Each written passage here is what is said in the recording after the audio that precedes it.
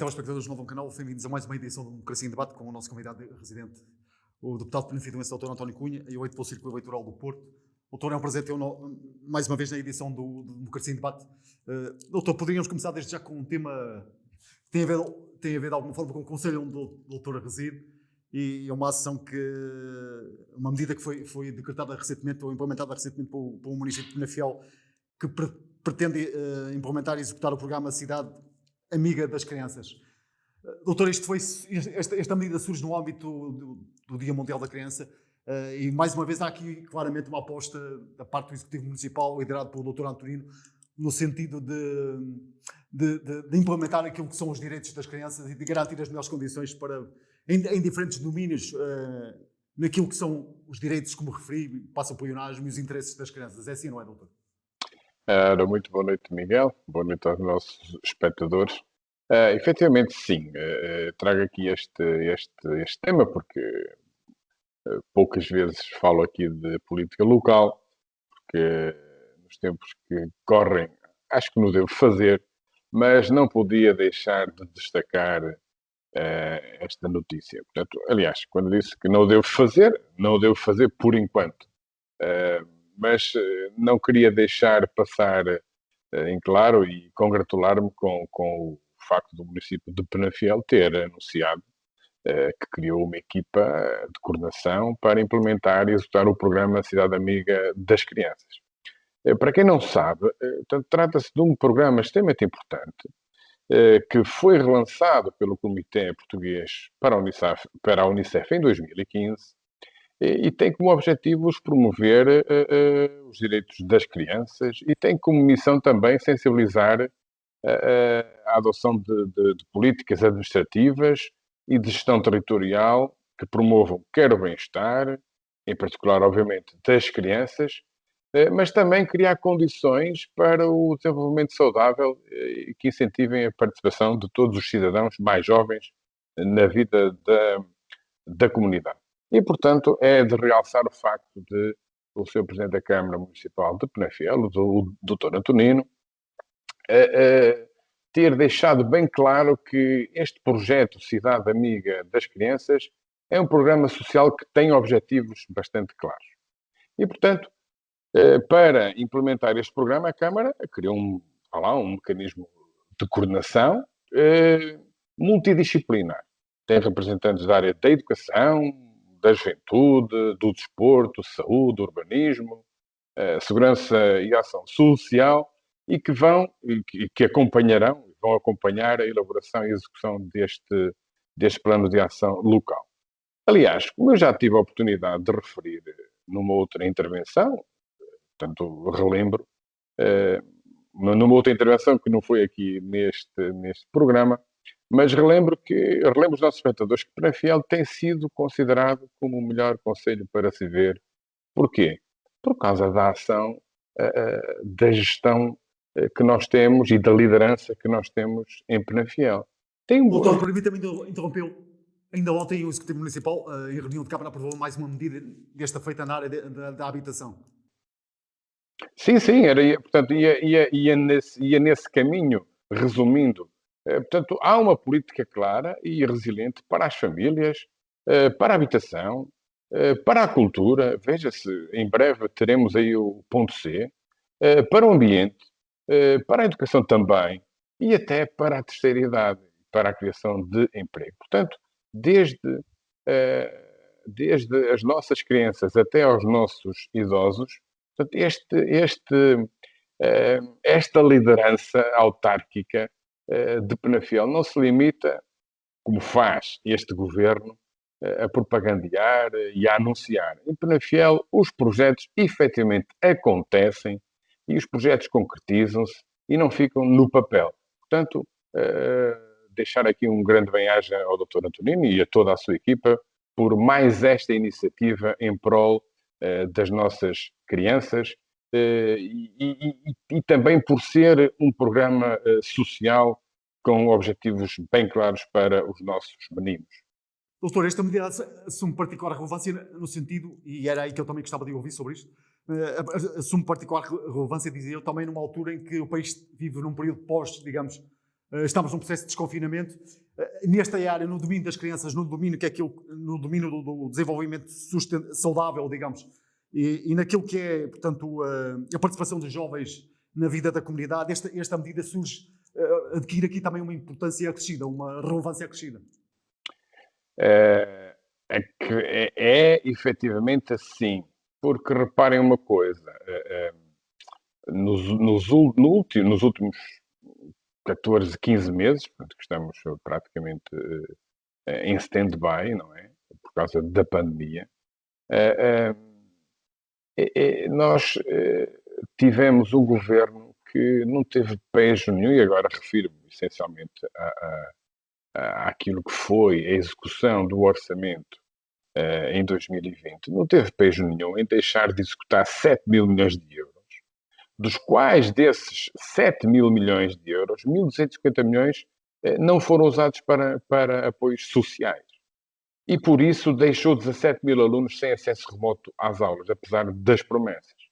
Mas foi um governo que deixou 80 mil com necessidades educativas especiais e cerca de 350 mil alunos apoiados pela ação social escolar praticamente abandonados.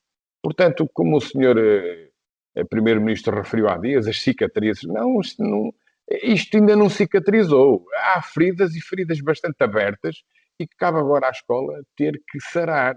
Portanto, aquilo que as autarquias fizeram e têm continuado a fazer, muitas vezes sem apoio do próprio governo, eu recordo-me que quem é que socorreu em primeira linha logo as famílias, os nossos alunos, para terem acesso às aulas à distância? Foram as autarquias. E Penafiel também disso é um exemplo claro.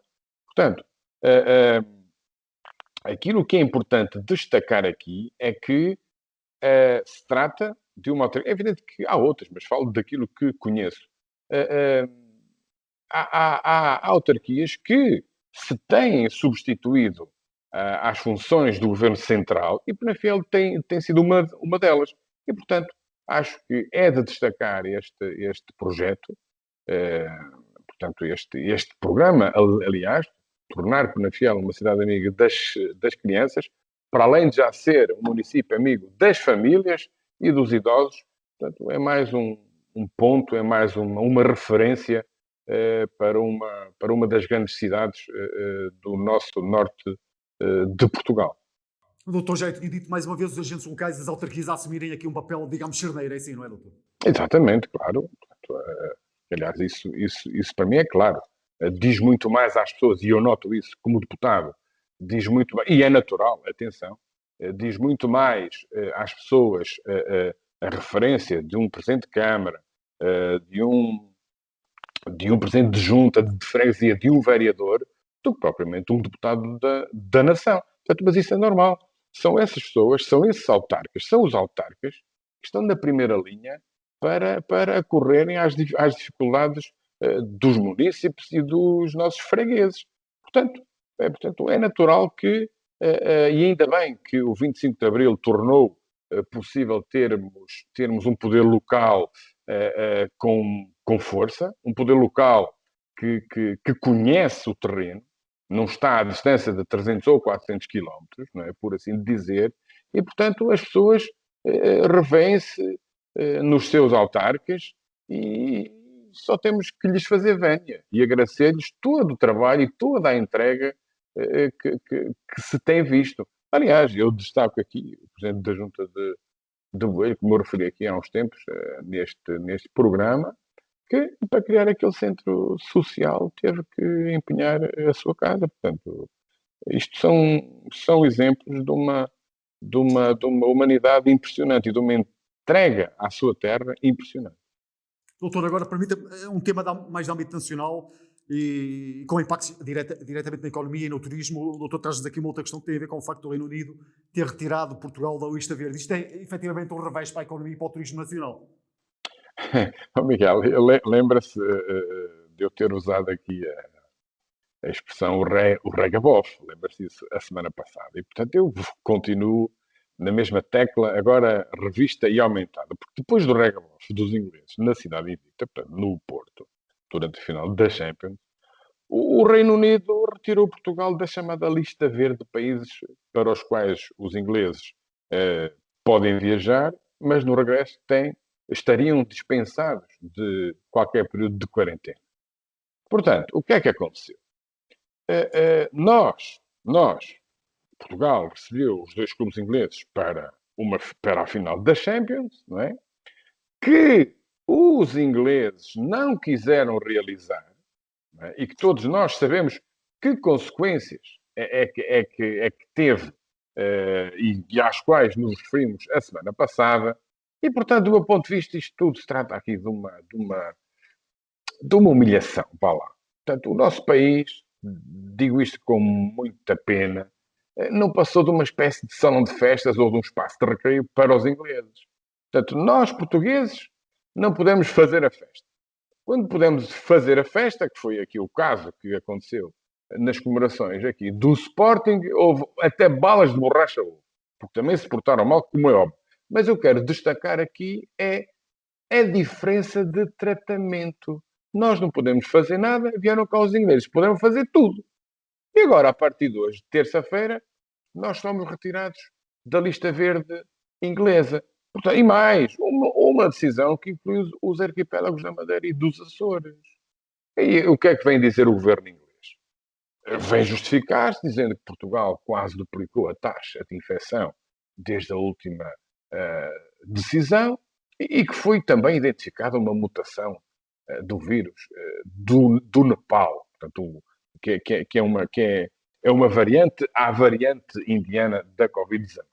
Portanto, Portugal foi para a lista AMBA, a partir de hoje, ou seja, os turistas britânicos que vierem para cá, no regresso, têm que fazer 10 dias de quarentena obrigatoriamente, portanto, na sua chegada ao Reino Unido, e é evidente que esta regra vem pôr em causa as viagens para os países que dela constam. Portanto, E o governo nesta matéria, doutor? Era aí que eu ia chegar. Qual foi a O governo primeira tem uma reação? posição nesta matéria relativamente ao seu interlocutor de inglês? Para uma coisa, Miguel, qual foi a primeira reação do governo? Indignação.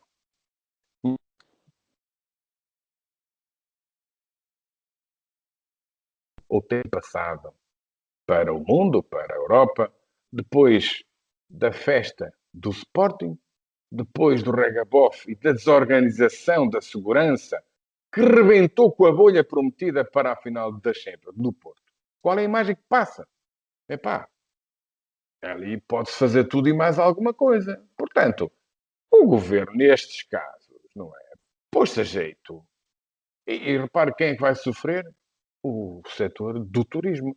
Toda a gente viu durante este fim de semana imagem nos aeroportos, nomeadamente no aeroporto de Faro, os ingleses em debandada, a saírem em debandada, a fazerem viagens com 3, 4 ligações para chegarem às suas casas. Portanto, o turismo, mais uma vez, sofre um rude golpe. Para mais, ainda porque foi apanhado completamente desprevenido.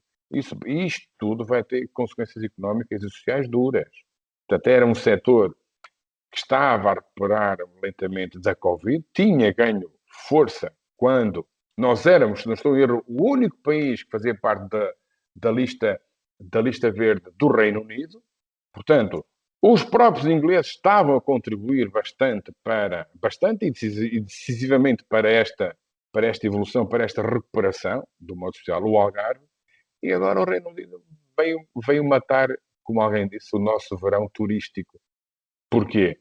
Mesmo as pessoas que já tinham marcado as férias, os ingleses, os britânicos tinham marcado férias para o nosso país, para agosto, setembro, etc., com esta instabilidade, com esta possibilidade de mudança de última hora, portanto, eles já estão aqui, já estão a cancelar as férias.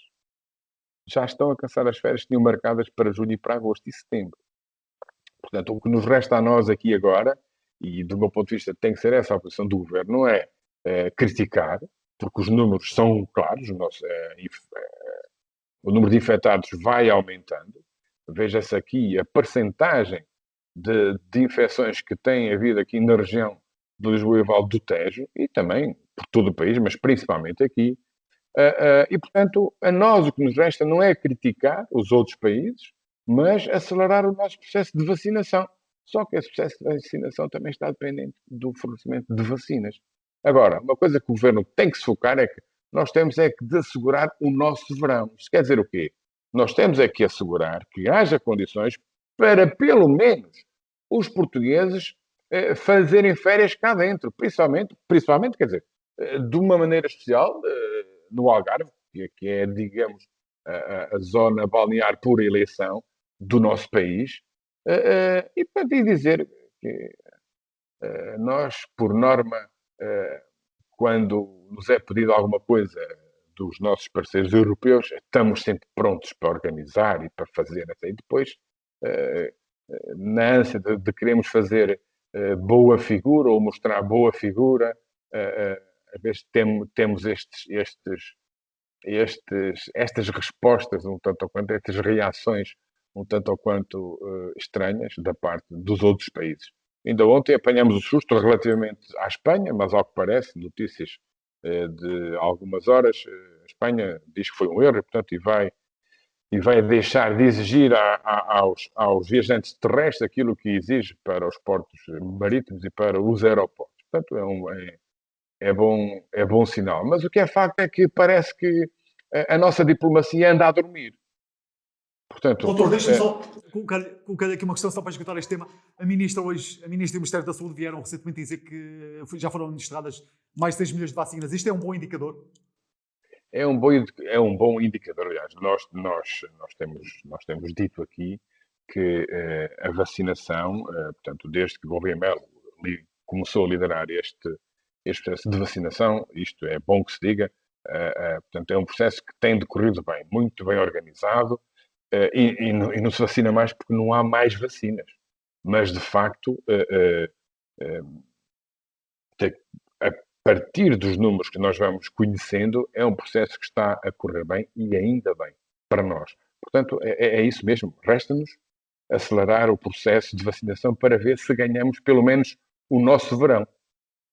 Doutor, um outro tema que nos traz aqui não deixa de ser preocupante também, e que tem a ver com o aumento de precários na máquina do Estado, a trabalhar no Estado.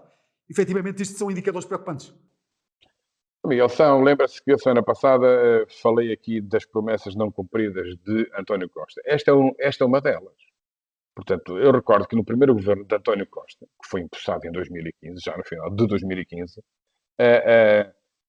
muito por exigência da esquerda, quer do Bloco de Esquerda, quer do Partido Comunista Português e também dos Verdes, portanto, esse governo previa a limitação do uso de trabalhadores precários. Portanto, e por causa disso, em 2017 foi criado o Programa de Regularização Extraordinária dos Vínculos Precários na Administração Pública, o famoso PREV-PAP. Eu, quando era diretor, ainda fiz dei essas informações para que os nossos precários fossem, digamos que, vinculados à função pública, e teve como objetivo, efetivamente, portanto, acabar, ou pelo menos dirimirem muito o trabalho precário da administração pública. Mas repare, os contratados a prazo hoje são mais de 93 mil. Ou seja, nesta legislatura trata-se de uma subida de quase 38%. Portanto, aquilo a que se comprometeram, aquilo que António Costa prometeu, não está a realizar. Aquelas promessas que fez à esquerda, porque repare, isto é um tema que diz muito ao Partido Comunista Português, que diz muito ao Bloco de Esquerda, foi parte do grande caderno de encargos daquela assinatura da da única geringonça, foi que acabassem com os precários. Mas com todo respeito, António Costa é a raposa velha. Portanto, eu gostava de ouvir o PCP e o Bloco de Esquerda falarem disto, mas a falarem disto com garra. Estamos a falar de precarização aqui, o Estado, obviamente, também tem responsabilidades. Diga. Perguntava-lhe, doutor, estamos a falar de um tema que tem a ver com a precarização. Aqui, obviamente, que o Estado também tem responsabilidades. O Quando, Estado, este quando governo advoga tem publicamente porque é grandes contra. responsabilidades. Exatamente, portanto, este governo tem grandes responsabilidades nisso. Epá, eu vou só dar 2 exemplos na saúde e na educação. Portanto, eh, nesta legislatura, portanto, o número de trabalhadores no setor da saúde aumentou à volta de 2.700 pessoas. Só que 96,1% ficaram ligados à administração pública por um contrato a prazo. Não é? E repare, são precisos, atenção, são precisos. Na educação, o número de funcionários cresceu. 13.154. Estou a ver aqui os números. Mas desses 13.154, 96,3% são contratos a prazo. Ou seja, o que é que aconteceu? Os trabalhadores do Estado aumentaram em cerca de 36 mil desde o início da legislatura, mas destes, segundo um estudo de Eugênio Rosa, 70,6%, ou seja, quase 25.500, foram admitidos a termo certo. E, portanto, no final do mês de março deste ano, segundo as contas deste economista, os trabalhadores com contratos a termo já eram de 93.037, ou seja, mais 37,7% do que em setembro de 2019. Cá está mais uma promessa não cumprida.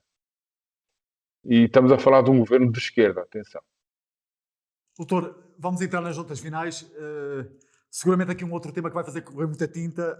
O doutor traz-nos aqui uma questão que tem a ver com a ex-ministra do Mar, Ana Paula Vitorino, esposa do atual Ministro da Administração Interna, Eduardo Cabrita, que está a ser nomeada para a reguladora dos transportes. Miguel, eu estou-me a rir, mas isto não tem piada nenhuma. Realmente, como disse, Ana Paula Vitorino, que é deputada aqui na Assembleia da República, é ex-ministra, foi ministra do Mar, é a esposa do Ministro da Administração Interna, o Dr. Eduardo Cabrita, que tem estado aí sempre na berra pelas piores razões, está para ser nomeada reguladora dos transportes. Isto é claramente um sistema de portas giratórias de base familiar neste governo.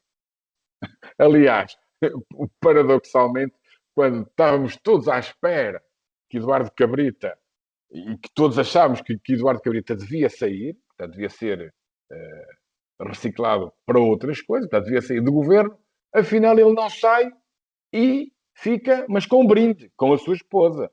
Ou seja, isto, como eu já ouvi dizer também, há famílias no PS que, na verdade, são poderosas e mandam muito. Isto leva-me a uma leitura, não só por causa deste assunto agora, mas pelo histórico de relações familiares já no governo anterior, que é mais ou menos este, revisto e aumentado, não é? Ou seja, o Partido Socialista exerce o poder de uma forma que não faz a distinção entre Estado e partido, entre Estado e governo. Portanto, partidariza o PS, quando vai para o governo, partidariza o próprio Estado. Porquê? Porque o Partido Socialista não tem um projeto para o país. O Partido Socialista tem um projeto de poder para partidarizar o Estado e para se manter no poder à custa das clientelas que vai criando, que vai gerando. E por isso vai engordando o Estado. Vai metendo pessoas precárias, como já vimos há pouco, que é para quê? Que é para ter a cruzinha quando chegarem as legislativas e, do ponto de vista autárquico, nas autárquicas também. Doutor, uma última nota final que tem a ver com o Congresso do PAN. Que leitura é que faz deste Congresso? Bom, é uma leitura um bocado pronto, é a minha leitura, a dizer que aqui já tive a oportunidade de o fazer aqui embaixo, portanto, André Silva abandona a liderança ao fim de 10 anos e vai ser substituído por Inês Sousa Real, que também é deputada. Portanto, ela assume a liderança e diz uma coisa muito clara: quer governar. Agora, isto é natural, qualquer partido acho que deve e pode ter o direito de ser, e pode almejar ser governo, como é óbvio, basta que para isso tenham a confiança dos eleitores. Agora, estranhas foram algumas moções que apareceram durante esse congresso. Para uma coisa, alguém se lembrou, num partido que se diz de pessoas, animais e natureza, de quererem primeiro esterilizar os cães e os gatos todos, quererem alimentação vegetariana para cães e gatos. Oh, Miguel, eu digo uma coisa, isto se não é patético, é de um radicalismo extremo. Aliás, eu dá-me ideia, isto agora aqui brincando um pouco, eu dá-me ideia que a esta hora os cães e gatos que acreditam em Deus devem estar a dizer: Deus nos livre do PAN. Mas repara uma coisa, é este PAN que é aliado do governo do Partido Socialista. E é preciso que as pessoas tenham bem nota disto. Estes radicalismos extremos estão associados, estão a manter no governo o Partido Socialista. Portanto, as pessoas têm que olhar para isto com outros olhos. Portanto, eu não me meto com ninguém, respeito muito quem quer ser vegano, quem quer ser aquilo que entende que quer ser na sua alimentação, etc. Agora, eu não me imponho a ninguém. Eu vivo num país democrático que, a 25 de abril de 1974, adquiriu a liberdade. E a liberdade com todos os direitos que nós temos, mas também com todas as nossas responsabilidades. E, portanto, eu acho muito estranho. E já não queria estar a falar, parece que há aqui uma espécie de irmão gêmeo do Partido Socialista, que também, podemos falar disso mais à frente, são as relações familiares também no PAN. Mas também digo que pode ser compreensível até um certo ponto, dada, digamos, o número de pessoas e de militantes que o PAN tem. Mas também há muitas relações familiares ali. Portanto, mas o que eu queria realçar era precisamente isto. Até este radicalismo que não é que me assusta, mas que me preocupa bastante. Doutor, agradeço. O nosso tempo chegou ao fim. Agradeço os seus esclarecimentos e a sua participação em mais uma edição do Democracia em Debate. Desejo uma boa semana. Obrigado. Eu é que agradeço. Uma boa semana para todos e muito obrigado por mais este programa. Despeço-me dos telespectadores. Uma boa semana. Protejam-se. Boa noite.